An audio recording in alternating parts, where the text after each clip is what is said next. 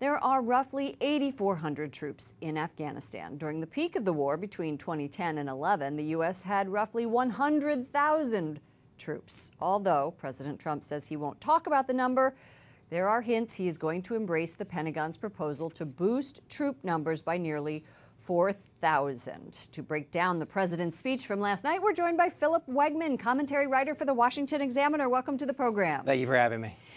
Washington Examiner published a piece by the Joint Collective Editorial Team saying Trump's mission in Afghanistan lacks a mission. Well, that's right. You can break down yesterday's speech about the forgotten war in Afghanistan into really three parts. First, as far as the tactics are concerned, he's going to be turning that over to the generals, not politicians here in D.C.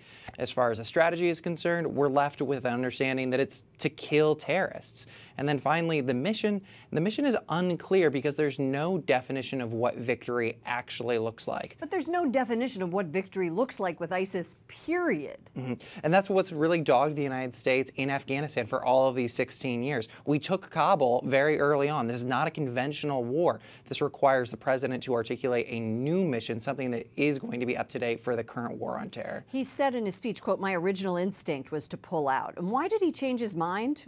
I don't know if you know that, but do you think America is going to be able to win the war by adding more troops? Well, what I think this shows is that President Trump is nothing if not pragmatic on the world stage. And while he opposed the war earlier on as a politician, now that he's actually looked at what's going on the ground, he's made this decision to increase troop levels. Whether or not this is going to be successful in the long run, that's unclear. But something to keep in mind is that before the 2020 re-election, unless there's a major breakthrough in Afghanistan, chances are good that there will be troops on the ground. An 18 or a 19-year-old soldier who wasn't even alive the day the September 11th attacks occurred.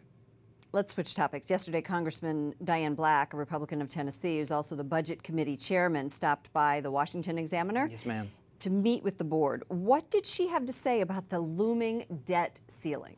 Well, this is one of the charades that always happens in September. You have to raise the debt ceiling. You have to make certain that the government is still funded. But she's warning the White House. She says right now, look, we have control of both houses of Congress, and we also have the White House. If we're going to increase this debt ceiling, we might as well have some reforms or some spending cuts in order to necessitate this. And I think that's a strong message coming out of one of the most senior members of House leadership right now. She said something similar here on News Nightly earlier on, and the point being, it's going to be tough to do what she wants to do. I think you would agree. Absolutely, absolutely. Thank you so much, Philip Wegmann from the Washington Examiner. Thank you for having me.